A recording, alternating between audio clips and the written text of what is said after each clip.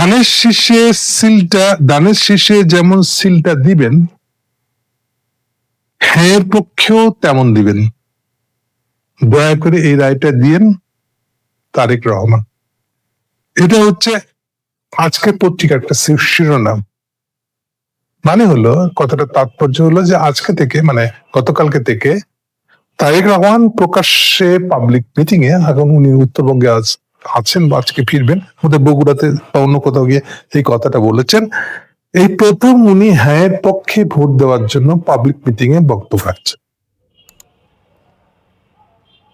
Question হচ্ছে যে কেবল গতকালকেই কেন এটা করলেন, আগে কেন করেন নাই? আগে কেন করেন ওর আরেকটু ব্যাখ্যা দিয়ে দিই। এর আগে যখন ইলেকশন ডিক্লেয়ার হয়েছে তখন থেকে বহু এমপি, ঢাকার না বাইরের এমপিরা বলা শুরু করছে তারা নায়ের পক্ষে ভোট দিবে। এরকমই ছিল, নায়ের পক্ষে দিবে না দিবে, সমালোচনা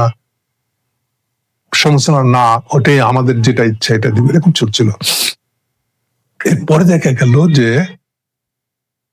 একটা সময় আমাদের মির্জা ফখরুল ঠাকুরগাঁয়ে আছেন, উনি নিজের আসন নিয়ে ঠাকুরগাঁয়ের বাইরে আসেন না খুব একটা, ওখান থেকে উনি বলা শুরু করলেন যে তারাও কখনো বলেছেন হ্যাঁ, কখনো বলছেন না।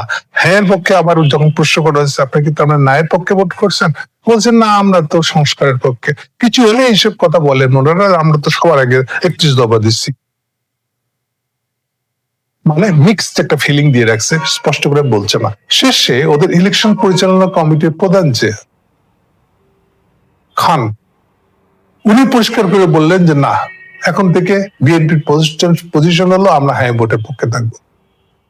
এরপরে কনফিউশন গেল না, কারণ আবার দেখা গেল ভোলার হাফিজ, মেজর হাফিজ, উনি বললেন যে না, এটা তো চাপের মধ্যে করতেছি, এটা তো আমার ভালো লাগছে না। এত কিছুর পরে গতকালকে তারিখ যে বললেন যে হ্যাঁ হ্যাঁ পক্ষে ভোট দিতে হবে। কিন্তু কেন এটা গতকালকে বললেন, এর ব্যাখ্যা এখন আমি দিব। ব্যাখ্যাটা বুঝতে আপনাদেরকে ভিতরে ঢুকতে হবে।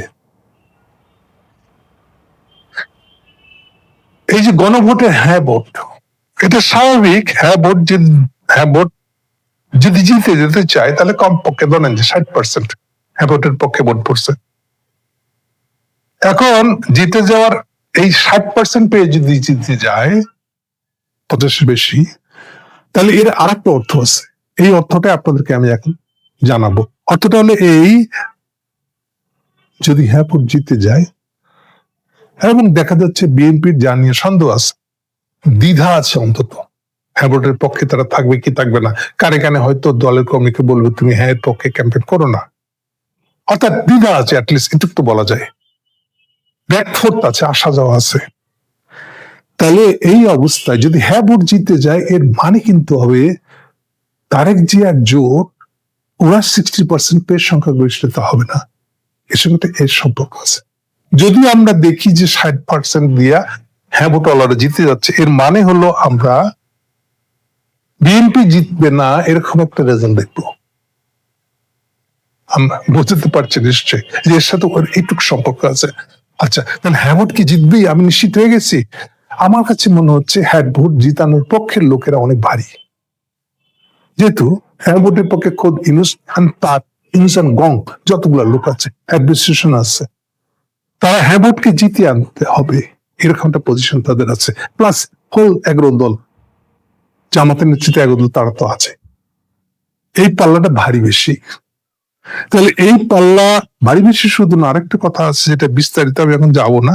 ইউনূস সাহেবের যে পরিকল্পনা সেই অনুযায়ী হ্যাঁ ভোটকে উনি জিতাবেন, এভাবে বলা যায়। তাহলে এই অবস্থায় হ্যাঁ ভোট জিতে যাওয়ার মানে হলো বিএনপি হেরে যাচ্ছে, মানে বিএনপি মূল ইলেকশনে ফল পাবে না। মানে আমরা যদি দেখি যে হ্যাঁ ভোট জিতে গেছে, জিতে গেছে মানে 50% সংখ্যাগরিষ্ঠ পেয়ে গেছে, তাহলে এর একটা ইম্প্যাক্ট হবে অন্য ভোটের রেজাল্টও, যেখানে দেখা যাবে যে বিএনপি সংখ্যাগরিষ্ঠতা পায় নাই। এটা হচ্ছে আমার অ্যাজাম্পশনের সার কথা। তো তাহলে বিএনপি না পেলে তাহলে বিএনপি হেরে যাবে তো। সবাই যদি এত হ্যাঁ ভোটের পক্ষে থাকে তার মানে আমরা হেরে যাচ্ছি। এটা তো হতে দেওয়া যায় না। এটা যখন তারেক জিয়া এই অ্যানালাইসিসটা বুঝছে, তখন উনি মনে করছেন আচ্ছা শেষ বলে আমি এখন বদলাই দিই, আমি হ্যাঁ ভোটের পক্ষে। তাহলে হ্যাঁ ভোটের পক্ষে যেহেতু আমি আছি, ফলে হ্যাঁ ভোট জিতলে আমারও জিতে চান্স আছে। এই ভাষ্যটা বদলানো, এই ইমেজটা তৈরি করার জন্য উনি গেছেন মূলত। প্লাস আরেকটা দিক আছে, আমরা স্বীকার করি আর না করি, ইউনুসের এই ভোটে দুইটা পার্টিকে কানে কানে দুজনকেই বলছে আমরা তোমার ফেভার করবো, বোধ বিএনপি এবং জামাতকে। কিন্তু উনি নিজে কাকে যে করবেন ফাইনালি এটা দুজন আর কেউ জানে না। ফলে দুজনের মধ্যে রেশারেশি আছে। উনি আবার অমুক পার্টিটাকে জিতে দিলেন না তো, বিএনপি মনে করে উনি আবার জামাতকে জিতে দিবেন না তো, ফেভার করবেন না তো। এইটা দুই পক্ষেরই সন্দেহ আছে। এইটাও একটা কারণ যে তাহলে হ্যাঁ ভোটে যদি জিতে তার মানে তো মা পুরা হ্যাঁ ভোটের পক্ষে মানে আমরা নাই, তাহলে তো উনি জামাতকে ফেভার করতেছেন, অতএব আমার তাড়াতাড়ি হ্যাঁ ভোটের দিকে চলেছে। এই সব কিছু ভাবনা চিন্তা ইকুয়েশন যেভাবে বলেন না কেন, এই সব কিছু মিলিয়ে তারেক জিয়া চিন্তাটা শেষ বেলায় বদলেছেন বলে আমার ব্যাখ্যা। প্রকৃত কি তা আসল আদৌ জানা যাবে কিনা কোনোদিন আমি জানি না, জানা না গেল এটা মাঠে কাজ করতেছে, এর চেয়ে মূল কথা।